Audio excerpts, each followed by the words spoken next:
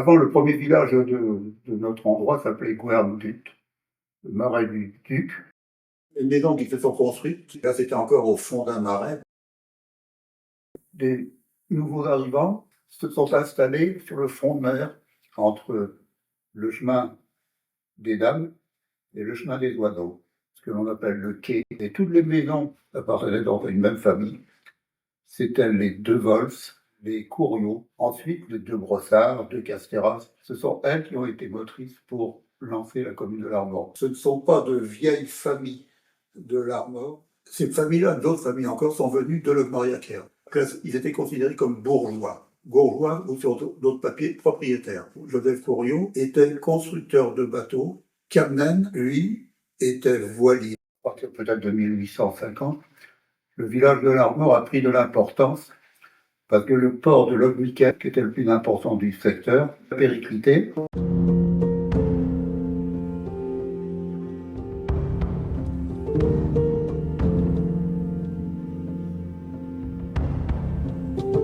Les Larmoriens disaient que Baden ne s'intéressait pas à notre village. Il ne faisait pas de route entre l'Armor et Baden. L'Armor était presque une île. Il y avait même un ruisseau qui isolait l'Armor au niveau du camping de Kerden. Pour toutes les démarches religieuses ou civiles, il fallait que le Larmorien aille à pied, mauvais chemin, à Baden. Les Larmoriens se disaient marins, donc plus évolués que les Badenois qui étaient terriens.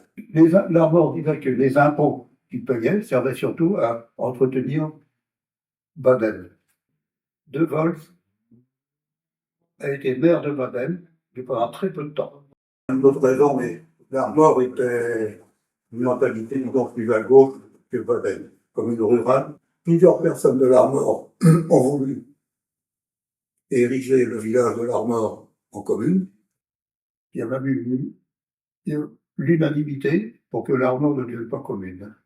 Baden disait, vous n'êtes même pas paroisse, vous n'avez pas de cimetière, donc vous n'avez pas de presbytère. C'est des gens inconstants. C'est elle qui a agi pour que une chapelle soit construite à l'Armor, sur un de ces terrains, à l'endroit où se trouve actuellement la boulangerie. Pour faire un cimetière, une famille Camnen qui a donné du terrain. Un presbytère, c'est une famille sans doute apparentée au maillot de Trevras, qui a donné une maison pour que ce soit presbytère. Et Baden a répondu, vous n'êtes toujours pas paroisse. Une nouvelle église a été construite. Impératrice Eugénie et Napoléon III sont venus dans la région. Une délégation de l'Armorien est allée rencontrer la princesse Eugénie pour lui demander d'intervenir pour que l'Armor soit paroisse. Et elle a obtenu des autorités civiles que l'Armor devienne paroisse. Et c'est pour ça que l'église de l'Armor a comme patronne Sainte Eugénie. Les démarches qui ont amené à l'érection du village de l'Armor en commune ont duré en gros 100 ans. C'est en 1924 que le préfet a nommé un commissaire enquêteur pour voir le bien fondé de la demande des Larmoriens. Le préfet avait nommé un commissaire enquêteur qui s'appelait Chauvrin. Et lui, il aurait souhaité que Locmiquel fasse partie de l'Armor, même Port-Blanc également. Port-Blanc, ça a été vite abandonné. Des habitants d'Armor ont fait une pétition auprès des gens de Locmiquel que Locmiquel rentre dans l'Armor. Il y a eu une contre-pétition signée par les gens de Locmiquel, disant que si beaucoup de Locmiquelois avaient signé la première pétition, c'est parce que les Larmoriens les avaient fait boire.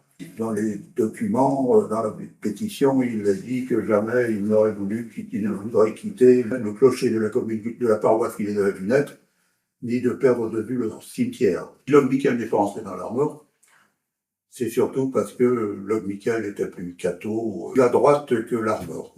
Voilà.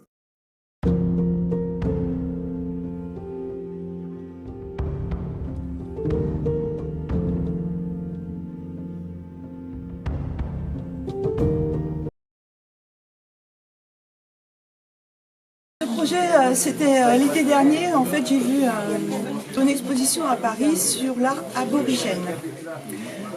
À la vue de ces dessins, en fait, je me suis dit, mais oui, Nous aussi, on a exactement les mêmes dessins sur les au cairn de Gavrinis, sur les pierres en fait. Et donc je me suis dit, ça serait bien, c'est les 100 ans de l'Armor Baden, le plan, le plus, on en entend parler sans arrêt de ce plus. On essayait de le remplir. Et à la rentrée, donc j'ai proposé ce thème aux membres de l'atelier dessin peinture, des ateliers d'Armor. Et tout le monde a été partant, tout le monde était enjoué, voilà. Chercher donc les modèles, chercher des sujets, chercher des couleurs, se distinguer les uns des autres aussi, parce qu'il ne faut pas trop copier les uns sur les autres quand même, sinon c'est fade. Et puis donc les courageux ont réalisé des grands modèles, voire deux. Et en écriture, comment faire pour traiter l'Armor Baden. Et puis voilà, j'ai trouvé des acrostiches, des jeux, parce qu'on fait des jeux au niveau de l'atelier plaisir d'écrire. Donc c'était un jeu d'écriture. Les acrostiches, ça fait partie des jeux. Et je me suis dit, voilà, si je leur impose les lettres l'Armor Baden, qu'est-ce que les participants vont pouvoir en sortir? Et donc voilà, ils ont laissé libre cours à leur imagination. On les a regardés tous ensemble, on les a relus, on les a comparés, voire modifiés ou complétés. Voilà, on a statué et on a donc imprimé tous les textes de tout le monde. Comme les tableaux, c'est tous les tableaux.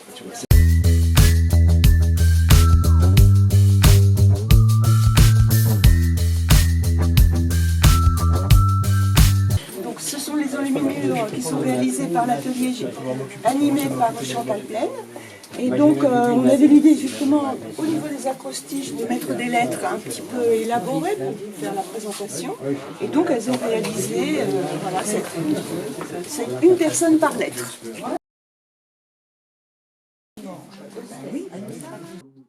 Merci pour ce petit voyage très coloré qui emmène vers le printemps. Bravo. C'est que sur cette expo, on a 3 ateliers, des ateliers d'art qui ont travaillé ensemble sur le même objectif qui est de valoriser l'Armor Baden et valoriser le centenaire. Une belle surprise. C'est vrai que pour les ateliers, on dit qu'ils travaillaient sur l'imaginaire par rapport au plus, avec une thématique, la dimension de la commune au travers de son plus et comment on le représente. Je m'attendais à tout, mais surtout pas à une telle expertise et un tel détail dans, je dirais, non pas l'écriture, parce qu'il y a des belles écritures, les enluminures, mais dans la représentation de la commune. Et je trouve que c'est vraiment très imagé, c'est vraiment, on retrouve des influences au niveau des couleurs qu'il faut penser à l'Afrique, mais on retrouve aussi tout ce qui est notre patrimoine, à la fois, je dirais, ce qui évoque Gavrinis, ce qui évoque la mer, ce qui évoque notre milieu maritime, et ce qui évoque la particularité de l'Armor, c'est-à-dire cette presqu'île, cette avancée dans la mer, et que chacun a représenté à sa manière. Le point aussi qui m'a plu, c'est tous ces enluminures au niveau des textes. On fait vivre à la fois les enluminures et le texte sur l'Armor Baden. Ça, c'est extraordinaire. Chacun a pu décrire l'Armor Baden tel qu'il le sentait, tel qu'il le voyait, et au travers des lettres de l'Armor et de Baden. Et ça, c'est une belle aventure, une belle découverte, dans tous les cas.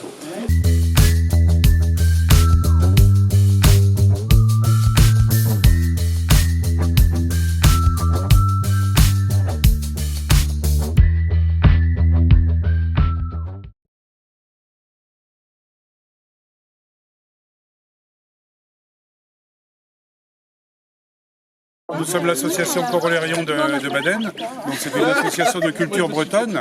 Donc Corolérion, ça veut dire danseur au pluriel, mais donc il y a la danse, mais pour danser il faut des musiciens, donc nous avons des musiciens en interne. Nous avons un cercle costumé comme vous pouvez le voir aujourd'hui. Nous avons des cours adultes et des cours enfants toutes les semaines, et un cours senior aussi toutes les semaines. Nous avons un atelier broderie, atelier chant breton, tout ça dans Corolérion. Et nous sommes là aujourd'hui pour le centenaire de, on va dire, l'indépendance de l'Armor Baden. Et donc aujourd'hui, la mairie de l'Armor nous a souhaité nous avoir pour marquer.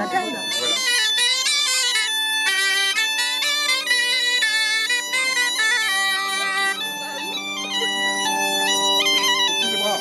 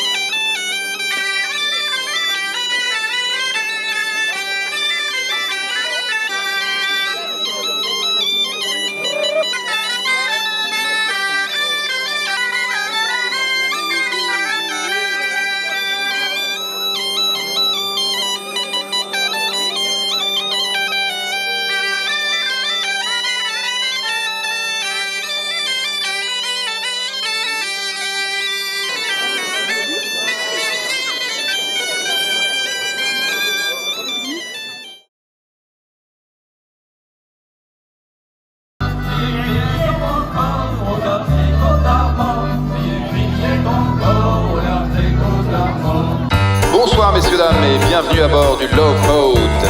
Merci d'avoir choisi les croisières de l'amour. Attention à vos petits cœurs et gare au coup de foudre.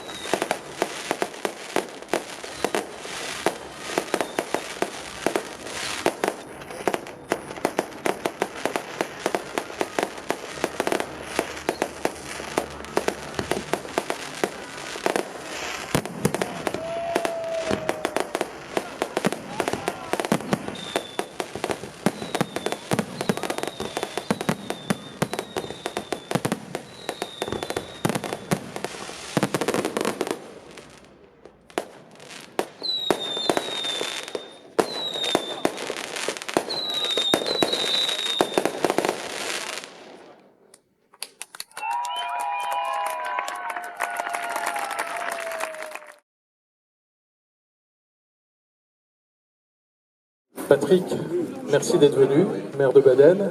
Comme quoi la frontière est facile à passer entre Baden et l'Armor-Baden, on le sait bien. Philippe, un grand merci d'avoir traversé la baie de Cardelan avec ton yacht pour accoster à l'Armor-Baden.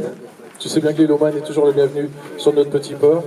Chers Larmoriens, chères Larmoriennes, je suis ravi de vous retrouver aujourd'hui pour se faire une petite fête en disant on va inaugurer cette fresque qui va clore toutes les festivités qu'on a pu mener pour nos 100 ans. Et puis, la météo, on a décidé autrement. On reportera cette petite fête, je pense, au printemps. L'année prochaine va être assez active. Mais en tout cas, c'était une façon de finir en beauté. Néanmoins, on a souhaité quand même refermer la page de notre histoire en 2024, en se disant on a ouvert des tranches de vie, on a ouvert des éléments importants. Alors comme c'est la journée du patrimoine et qu'on fait partie tous du patrimoine, on se dit que c'était le meilleur moment de clôturer cet événement majeur de cette année 2024 pour notre commune. C'est vrai que chacun essaye de s'identifier, de se retrouver sur ce beau tableau qui a été réalisé par Jacques Morvan, qui est ici présent, que je vais inviter à me rejoindre, parce qu'on a eu plein de questions, comment ça s'est fait, etc. Et je vais lui passer le micro tout à l'heure pour qu'il puisse nous expliquer tout ça. Donc, quel a été le choix et pourquoi on aurait pu mettre un portrait, on aurait pu mettre, je ne sais pas, Gavrinis, on aurait pu mettre un élément majeur de la commune, et le choix s'est porté sur une photo de l'Armor-Baden vue du ciel. Quel meilleur exemple que de représenter l'Armor-Baden avec toutes ses forces vives, c'est-à-dire vous, nous, l'ensemble de la commune, l'ensemble des Larmoriens, des Larmoriennes qui se sont prêtés à cette animation et au fait de, chaque fois qu'on avait une festivité, d'aller quelques minutes se tirer le portrait. Ça rend une belle photo avec en fond 1924 et 2024, que de chemin parcouru. Mais ce chemin, il se fait que par les hommes et les femmes de l'Armor-Baden et de notre beau village. Je tiens à vous remercier aussi de cette participation à chaque instant de cette année, tout ce qui s'est déroulé. Alors, comme je n'ai pas tout en mémoire, parce qu'il y a eu beaucoup d'événements, Kylian m'a fait un petit pense-bête. On a eu, au mois de mars, l'exposition en mairie des ateliers de l'Armor, Dialogue des temps. Ensuite, on a lancé le centenaire et la projection du film, et je tiens à remercier Sylvain Lay. Je tiens à remercier Fabrice Fonciponte, avec cette magnifique musique qui a rythmé ce film et qui nous a emportés vers notre histoire et vers la rencontre de nos habitants. Nous avons réalisé à peu près 6 séances, si on compte la dernière séance qui a rempli beaucoup de monde, mais c'est pratiquement plus de 1200 personnes qui ont vu ce film. En avril, ensuite, on a reçu en mairie une exposition l'Armor-Baden d'hier à aujourd'hui. En mai, on a fait l'animation sur le port avec les jeux, les repas, 2 jours d'animation complet, avec un bateau en folie.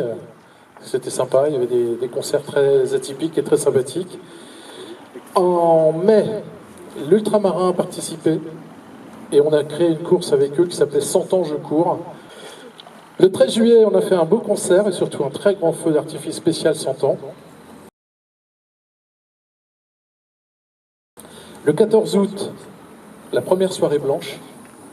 Mais c'était sympathique, chacun avec son pique-nique, chacun en prenant le temps, en famille, avec les enfants, les petits-enfants, et avec la projection du film. Et enfin, on a fini par un très grand feu d'artifice. Et puis, aujourd'hui, la pose de cette toile géante, qui est l'opération Joconde. Alors Jacques, si tu peux venir expliquer ce que c'est l'opération Joconde. En fait, une recomposition d'une image à partir d'images de base que l'on a développé, des photomatons que l'on laisse à disposition. Et on a continué, c'est ça, puisque le résultat est que les gens sourient, tout le monde a l'air heureux là-dessus. Là, il y a 640 images, quand même. Et bon, avec ça, on réussit de loin à faire...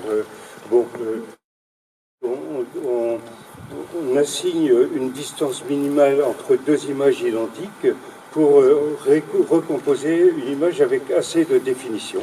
En fait, chaque image est un pixel, enfin, est considérée comme un pixel.